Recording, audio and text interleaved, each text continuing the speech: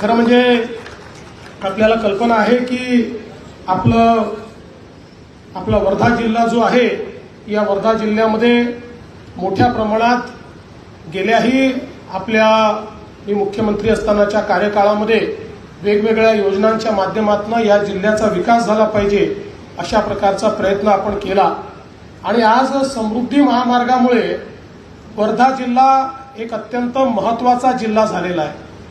आता शक्तीपीठ महामार्ग देखील या ठिकाणून सुरू होणार आहे आणि या दोन महामार्गामुळे एक प्रकारे सेंट्रल इंडियाचं लॉजिस्टिक सेंटर हे आपला वर्धा जिल्हा या ठिकाणी होतो आहे, हे निश्चितपणे मला आपल्या सर्वांना सांगायचं आहे।